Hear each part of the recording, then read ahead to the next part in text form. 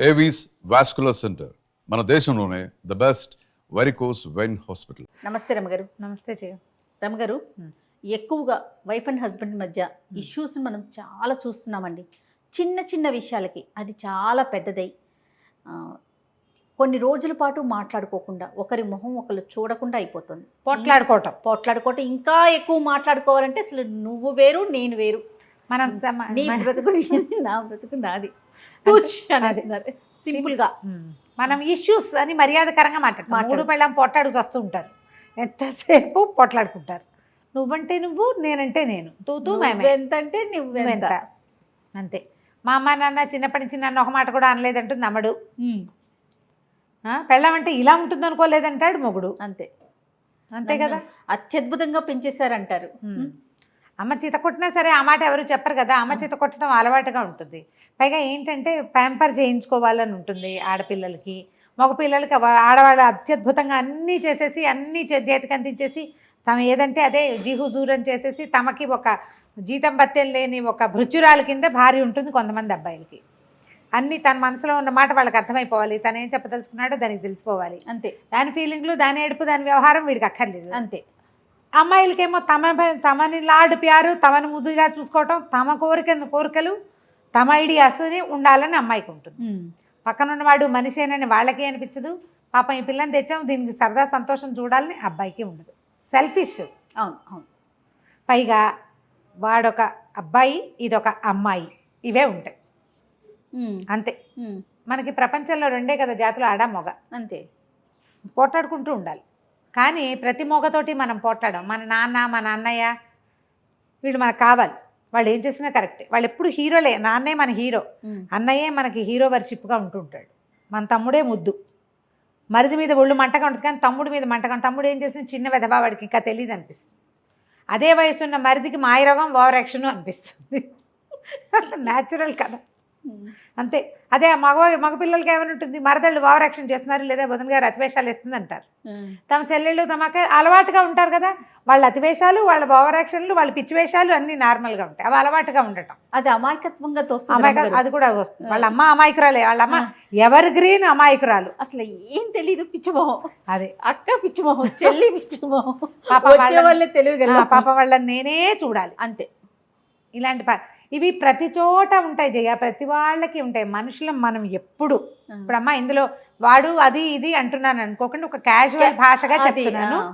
దీంట్లో ఎలా ఉంటుందంటే ప్రతి వాడికి నేను కరెక్ట్, నేనే కరెక్ట్, నేనే, ఎదుటివాడు తప్పు లేదా తప్పేమో, తప్పు వాళ్ళదేనేమో అనే అనిపిస్తుంది. ఈ అనిపించడంలో ఆడ మగ పిల్ల మేక తేడా లేదు, అందరికీ ఉంటుంది. అందరూ ఇలాగే ఉంటారు. ఎక్కడో ఉంటారు జయ అట్లా అర్థం చేసుకునేవాళ్ళు. అర్థం అవ్వకపోయినా సరే పోన్లే అని తూష్ణీభావం వహిస్తారు కదా కొంతమంది. చూసి చూడకుండా ఊరుకుంటారు. మగవాళ్ళ దౌష్ట్యాన్ని సహిస్తారు ఆడవాళ్ళు, ఆడవాళ్ళ గద్దరితనాన్ని ఒప్పుకుంటారు మగవాళ్ళు. ఇవి రెండే కదా. మగవాళ్ళకి దౌష్ట్యం ఉంటుంది, ఆడవాళ్ళకి గద్దరితనం ఉంటుంది. వీరు రెండిటి వెనకాల వీళ్ళిద్దరూ మనిద్దరం భార్య భర్తలం, ఏదో పెళ్లి చేసుకున్నాం, కలిసి ఉండాలి, నా పెళ్ళాం నా మొగుడు, ఇలా ఒక భావాలు ఉంటాయి. ఓన్ ఫీల్ ఒకటి ఉంటుంది. ఇప్పుడు ఈ రోజుల్లో ఆ ఓన్ ఫీల్ పోతోంది. ఎవరికి వారే అనే ఆలోచన ఉందా? Over own feel. ఇది నాకు కావాల్సిందే, నా బొమ్మ, నేను చెప్పినట్టు వినాల్సిందేనన్న ఫీలింగ్స్. అది నాకు వద్దు మొర్రో అన్నా సరే వీడు నాకు కావాల్సిందే అంటాడు. అలా ఉండే ఆడపిల్లల్ని అమ్మాయిలు అని చీదరిచ్చినా సరే మగపిల్లలు వెంబడబడి చంపేయటాలు అవి చూస్తున్నాం కదా. నో అనే ఆప్షన్ ఇవ్వరు. అతి. అది పెళ్లి కాకముందే పెళ్ళయ్యాక ఉంటుంది, పెళ్లి కాకముందు ఉంటుంది. పెళ్ళయ్యాక ఆ ఫీలింగ్ ఉంటుంది, పెళ్ళయ్యాక కూడా ఉంటుంది. ఆడవాళ్ళు ఎవరింటికైనా వెళ్ళినప్పుడు వీళ్ళు తమతోటే ఉండాలి, తమ దగ్గరే ఉండాలి, అటు ఇటు వెళ్ళకూడదు, పుట్టిళ్లలో పనులు చేయకూడదు, ఫ్రెండ్స్కి ఇంపార్టెన్స్ ఇవ్వకూడదు, కజిన్స్కి ఇంపార్టెన్స్ ఇవ్వకూడదు, వాళ్ళు వీళ్ళు కలవకూడదు. మీరు ఎంతమంది కనెక్ట్ అవుతారో తెలుసా? అవును అని ఆన్సర్లు 100 వస్తాయి జయ. తనకే ఇంపార్టెన్స్ ఇవ్వాలి. మా నాన్న అంటే నాకు పంచప్రాణాలు లడ్డి పిచ్చి పిచ్చి మాటలు మాట్లాడకూడదు, మొగుడే పరమదైవం, ప్రత్యక్ష దైవం అనాలి. తనకి పొసెసివ్గా ఉంటారు. ఆడవాళ్ళు పొసెసివ్గానే ఉంటారు. చెల్లెల్ని బాగా చూస్తే ఓర్చుకోలేరు, అమ్మతో ప్రేమగా ఉంటే వీళ్ళకి నచ్చదు. అవును. ఎవరైనా కజిన్స్, చిన్నప్పటి నుంచి కలిసి పెరిగిన కజిన్స్ వాళ్ళతోటి వీళ్ళు చనువుగా ఉంటే భరించలేని తను. ఇది అతి. వీళ్ళు పొసెసివ్గా ఉండటం ఇదొక ఏమన్నాలంటే మానసిక జాడ్యం కింద చెప్పాలి. పొసెసివ్నెస్ ప్రేమ అనుకోవటానికి వీలు లేదు. ఇది నాది, చచ్చి సావు బతుకు అది నేనే ఉంచుకోవాలి అనే ఫీలింగ్. అది బొమ్మల మీద ఉంటుంది, మనుషుల మీద కూడా వచ్చేస్తుంది. ఇది ఒక ప్రత్యేకమైన కల్ట్. అది పొసెసివ్నెస్ ఉండేవాళ్ళు ప్రత్యేక జాతి. అలా కాకుండా ఇతను నా భర్త, ఈ విధి విధానంగా పెళ్లి చేసుకున్నాం, అమ్మ నాన్న వెతికి పెళ్లి చేశారు లేదా నేనే వెతుకుని చేసుకున్నాను వీడిని, కష్టమో నిష్ఠూరమో వీడితో కలిసి ఉందాం, వాడు ఎలాంటి వాడో అలాగే స్వీకరిద్దాం. పోట్లాడుకోరు, తొందరపాటు వాడు లేదా ఒకటి, లేదా మూర్ఖుడు మొండివాడు రెండోది, తెలియని వాడు మూడోది, ఆటే సంపాదన పరుడు కాదు, లేకపోతే సంపాదన మీదే ఎక్కువ ఆసక్తి, అది అతని మనస్తత్వం. యథాతథంగా ఉన్న మనిషిని ఉన్నట్టుగా తీసుకోవటం అనేది ఇప్పుడు లేదు. ఒక కోర్సు సెలెక్ట్ చేసుకుని అందులో నాకు కావాల్సిన సబ్జెక్టులు సెలెక్ట్ చేసుకున్నట్టుగానే ఒక పిల్లాడిని సెలెక్ట్ చేసుకుని నాకు కావాల్సిన లక్షణాలే ఉండాలని అనుకోవటం ఒక పెద్ద తప్పు. అవునండి. ఆ పిల్లాడే కాదు, ఆడపిల్లల్లో కూడా అంతే, అమ్మాయిల్లో కూడా అంతే. అమ్మాయి నాకు ఇట్లా కావాలి. ఇప్పుడు వీళ్ళిద్దరు నాకు ఒక పాయింట్ ఎప్పుడు అర్థం కాదు జయ, పిల్ల ఇదివరకు పెళ్లి చూపులు వస్తే అమ్మాయికి వంట వచ్చా అని అడిగేవాళ్ళు. బాగుంది శాస్త్రం, ఎందుకంటే అదేదో 10th ఇంటర్మీడియట్ చదివి ఇళ్లల్లో కూర్చుని అమ్మల వెనకాల పప్పుగా గుత్తులు తిప్పుకుంటూ వంటలు నేర్చుకునేవాళ్ళు. పెళ్లి చేస్తాం ఇంకా పిల్లకి వంట నేర్పించాలి అనుకునేవాళ్ళు. 12-14 ఏళ్ల వయసు వచ్చిన దగ్గర నుంచి బియ్యం వార్చమ్మా, అన్నం వార్చు, కూర తరి పెట్టు, వంకాయ ముక్కలు కలుపు, ఓసారి ఆలుగడ్డ ముక్కలు వేపించు, పాలు తోడుపెట్టు చేయించేవాళ్ళు కదా. ఇప్పుడు ఈ పిల్లాడు ఇద్దరు కలిసి ఎంటెక్ దాకా ఒకే రకమైన టెక్ తోటి పెరిగితే దీనికి వంట ఎక్కడి నుంచి వచ్చేస్తుందో చెప్పు, అవకాశమే లేదు. ఎక్కడి నుంచి నేర్చుకుంటుంది పాపం? పోనీ అమ్మాయి ఒక్కతే నేర్చుకోవాలా, అబ్బాయి నేర్చుకోడు వంట? వాడికి వద్దా? నేను ఈ ఒక్క పాయింట్లో మాత్రం నాకు మహామంటగా ఉంటుంది. వంట వచ్చు అంటే ఏదో వచ్చు, ఓ బెండకాయ కూర, ఓ వంకాయ చారు ఏదో చేసుకుంటుంది పిల్ల, వాడికేమొచ్చు? అది ఎవరు అడగరే. ఇంకా అసలు ఆ కల్చర్లో నుంచి బయటికి రాలేకపోతున్నాం. ఆ ఒక్క విషయంలో రావట్లేదమ్మా, మిగిలిన అన్నిట్లలో వచ్చేసాం. అన్నిట్లలో చింకి గుడ్డలు కట్టుకోవడం దగ్గర నుంచి ప్రతి దాంట్లోకి వచ్చేసాం. కానీ ఆడాళ్లే వంట చేయాలి అనే పాయింట్ల నుంచి బయటికి తల్లులు రావట్లే. ముందు ఆడపిల్లలు చదువుకోవాలి, ఉద్యోగం చేయాలి, చదివే కొడుకుతో సమానంగా సంపాదించాలి. ఇద్దరికి క్యాంపస్ సెలక్షన్ వస్తే ఆ పిల్ల ఏ టైం ప్రకారం వంట నేర్చుకుంటుందో ఒక ఆడపిల్ల చెప్పు. ఇది ఆడవాళ్ళ వైపు నుంచే వస్తున్న సమస్య. ఎక్కువగా తల్లులు వంట రాదా, దానికి వంట రాదు అంటే నీ కొడుకేమొచ్చు, వాడికి అండర్వేర్ ఆరేసుకోవడం కూడా రాదు, అయినా పర్వాలా. ఈ రెండు మారితే బాగుండేమో అనిపిస్తుంది. పోట్లాడుకోవటం అంటే దీని మీద ఒక చిన్న చిట్టి పిట కథ చెప్దాం.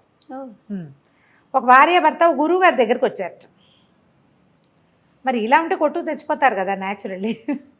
సరే వీళ్ళిద్దరు వచ్చి ఏం చెప్పారంటే, మేము ప్రేమించుకుని పెళ్లి చేసుకున్నామండి, ఏమిటో మాకు ఎప్పుడు తగాదాలు వస్తున్నాయి, ఎంతసేపును ఎప్పుడు కొట్టుకుంటున్నాం మేము, కొట్లాటలు చాలా ఎక్కువైపోయినాయి గురువుగారు, ఏదైనా ఒకటి చెప్పండి మాకు సొల్యూషన్ చెప్పంటే గురుగారు ఏమన్నారంటే, ఏ విషయం మీద పోట్లాడుకుంటున్నారు? వంట పెట్టు తీరు తెన్ను ఇల్లు వాకిలి గుడ్డ గుసురు ప్రతిదాని మీద పోట్లాడుకుంటారు వాళ్ళు. సరే ఈసారి పోట్లాట వచ్చినప్పుడు అమ్మాయిని చూసినప్పుడు మీ అమ్మని గుర్తు తెచ్చుకో అని అబ్బాయికి చెప్పాడు. అక్కడి నుంచి అమ్మాయికి ఏం చెప్పాడంటే, ఈసారి ఏదైనా పోట్లాడాల్సి వస్తే అబ్బాయి బదులు మీ నాన్న అక్కడ ఉన్నాడు అనుకో, బాగుంది అని చెప్పాడు. ఇప్పుడు ఏదైనా పోట్లాడాలంటే నాన్నతోటి పోట్లాడాలి లేదా అమ్మతోటి పోట్లాడాలి. అమ్మాయి అబ్బాయి ఇద్దరు ఇంటికి వెళ్ళిపోయారు. 1.5-2 ఏళ్ళకు పిల్లాన్ని ఎత్తుకుని ఓసారి మళ్ళీ కడుపుతో ఉన్న అమ్మాయి వచ్చారు గురువుగారి దగ్గరికి. ఏమి బాగున్నారా అని అడిగాడు ఆయన. మీ సలహా వల్ల బాగున్నామండి అని. ఎట్లా అంటే, ఇప్పుడు కూర ఏడ్చినట్టుంది అని చెప్పాలి. అమ్మని ఏనాడైనా అంటామా? ఆ మాట అనగలమా? ఏ మగపిల్లాడు వాళ్ళ అమ్మని ఏంటి అమ్మా నీకు ఒంట్లో బాగోలేదా, కూర సరిగ్గా చేయలేకపోయావు అంటాడు. అంతేగాని నీ మొహల్లా ఉంది ఎవడు నేర్పాడు అంటాడు అమ్మని. నీకు ఇలాంటి కూర నేర్పినందుకు మీ అమ్మని తిట్టాలి అంటారా? నీ పెంపకం ఇలా తగలబడింది అనగలరా? మనమ్మని మనం ఏమీ అనలేనప్పుడు భార్యని ఎలా అంటాడు? అనలేకపోయాడు. ఆ అమ్మాయి ఏం పెట్టినా తినేవాడు. అదే కూర అమ్మాయి నోట్లో పెట్టుకుని తిన్నాక అయ్యో ఉప్పు ఎక్కువైపోయింది లేదా కారం తగ్గింది, అసలు ఏమీ బాగుండలా చప్పగా ఉంది, ఎలా తింటున్నాడో నాన్నకి బాగా చేసి పెట్టాలి. అందుకని అమ్మాయి చక్కగా జాగ్రత్తగా ఒళ్ళు దగ్గర పెట్టుకుని చేయటం మొదలుపెట్టి సమస్య తీరింది. ఎప్పుడూ కూడా పోట్లాటలు కొట్లాటలు సెల్ఫిష్నెస్ వల్లే వస్తాయి. నేను, నాది, నాకు నచ్చాలి, నాకు నచ్చిందే చేయాలి, నేను అనుకున్నదే చేయాలి, నేనే అనేది కనుక మానేస్తే కొట్లాటలు తగ్గిపోతాయి. నువ్వు అంటే ఎంతసేపు పొట్లాటే కదా. అంతేగా. నేననుకో, నేను చేయగలనా ఇంత మాత్రమైనా అని ఆలోచించు కదా. అవును. అదే ఆలోచిస్తే కొట్లాటలు రానే రా. ఈ కొట్లాటలకి ఆద్యము ఇళ్లల్లో మొదలవుతుంది.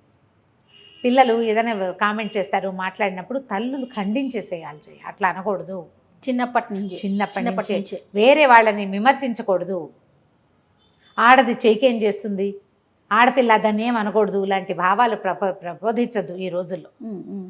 మనుషులం మనం, అంతే. ఆడ మగ 2 విభాగాలు ఉన్నాయి. ఒకళ్ళతో ఒకళ్ళు కలిసి ఉండాల్సిన పరిస్థితి మనది. మన జీవితం అదే. అంతే కదా. ఆడ మగ చెరిసగంగా కలిసి ఉండాలి. కొట్టుకు చూస్తూ ఉంటే ఒకే శరీరం 2 ముక్కలు అవ్వదు కదా. మనుషులు కాబట్టి విడిపోతాం. ఎందుకు విడిపోవాలి? వివాహ బంధంతో ఒకటయ్యాం. మన ఇద్దరం ఒకటే. కుడి కంటికి సరిగ్గా కనపడదు అనుకో, మనకి ఎడం కంటితో బాగా చూడడానికి ట్రై చేయమా. ఓ చెయ్యి ఎవడైతే రెండో చెయ్యికి బలం ఎక్కువ వస్తుంది కదా. ఓ కాలు ఎవడైతే రెండో కాలు మొత్తం బరువుని అదే లాగుతుంది. సంసారం ఇట్లా వెళ్తే ప్రాబ్లమ్స్ లేకుండా ఉంటాయి. కొట్టుకోకండి, తెంపుకోకండి అంటే ఏదో విపత్కర పరిస్థితులు వచ్చి భరించలేని స్థితి వస్తే మనం ఏం చెప్పలేం చేయ. వాటికి చిన్న వాటికి ఎందుకమ్మా కొట్లాటలు?